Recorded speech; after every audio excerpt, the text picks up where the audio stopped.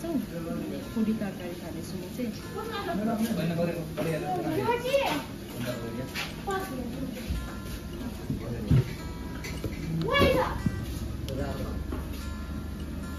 हिँडेर आयो पुरी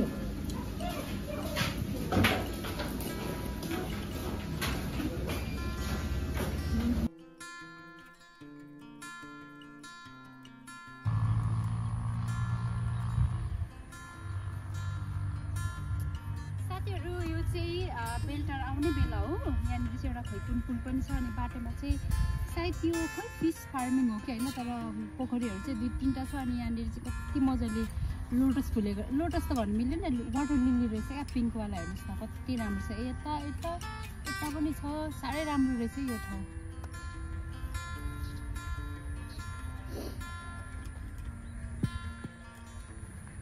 यो चाहिँ यो अर्कोवाला भने अर्को पोन्ड हो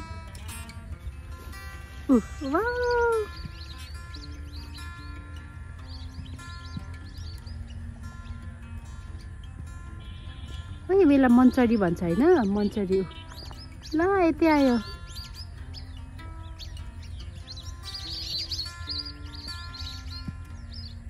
हो यो मन्चरी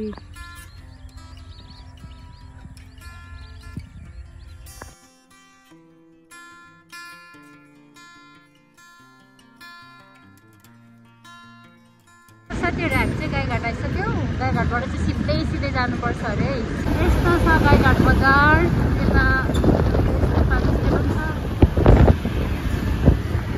यतादेखि यता जाने साथीहरू यो चाहिँ ट्याक्क बाटोमै पर्दो रहेछ 3 स्टेपवाला यो क्या भ्यू हेर्ने ठाउँ यहाँबाट चाहिँ यस्तो मजाले देखिँदो रहेछ क्या बेलटारी हामी चाहिँ त्यो पुल हुँदै आएको यति राम्रोसँग देखिन्छ सबै धान काटिसक्नु भएको छ यता यता छैन धानै नाइस नाइस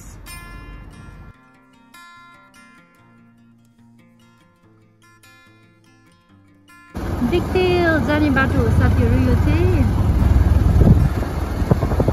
राम्रो घरहरू ल साथीहरू यहाँबाट चाहिँ हिमाल पनि देखिन्छ यहाँ अलिक ठेकियो यतिको यो कुन हिमाल हो है यहाँ साथीहरू बाटो चाहिँ आधै एकदम गाह्रो छ अफ रोड स्टिल हामी जाँदैछौँ होइन अनि खोइ यहाँ त सीमासम्म त भनिरहेछ अब यहाँमादेखि जानुपर्ने अनि यहाँ त यस्तो राम्रो हिमाल देख्यो नि त्यही यत्रो ठुलो अझै हामीले थोरै मात्रै देखेको थिएछ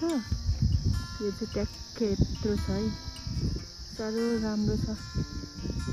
ल साथीहरू यहाँ चाहिँ पिकनिक स्पट रहेछ होइन यहाँबाट पनि हिमाल मजाले देखिन्छ साथीहरू आइपुग्यो हामी चाहिँ यहाँ पुलिस थाना पनि रहेछ यहाँ मान्छेहरू पिकनिक खाने साथीहरू यहाँदेखि चाहिँ हिँड्दै जानुपर्छ भरे खस्दैछ अब माथि चाहिँ ताल छ यहाँ चाहिँ ग्राउन्ड रहेछ ल साथीहरू यो चाहिँ यस्तो छ ताल चाहिँ यहीँ यसकै नजिक छ यहाँ चाहिँ मन्दिर छ अनि मन्दिरको मुनि चाहिँ ताल छ यस्तो छ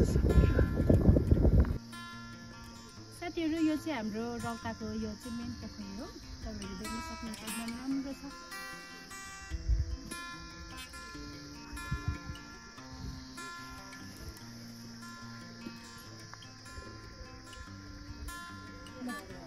साथीहरू यो चाहिँ माथि डाँडा भ्यू हेर्न जाने ठाउँ बहिनीहरू गीत बजाउँदै जाँदैछ ट्याक्कै यहाँ चाहिँ मन्दिरको यतादेखि साथीहरू बल्ल बल्ल हिँड्दा डाँडा बल्ल आइपुग्यो डाँडा चाहिँ यति राम्रो छ हावा मजाले चल्छ हिमाल देखिन्छ फुलै फुल छ वाइटवाला फुल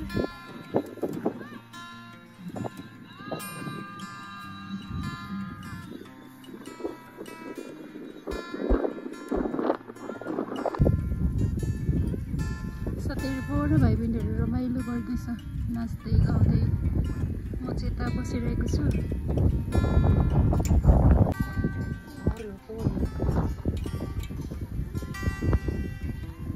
साथीहरू यहाँ चाहिँ हावा लास्टै चल्छ होइन अनि अलिअलि जाडो पनि हुँदो रहेछ अब चाहिँ फर्किनु लागेको झन्डै धरानबाट 4 घन्टै लाग्दो रहेछ 4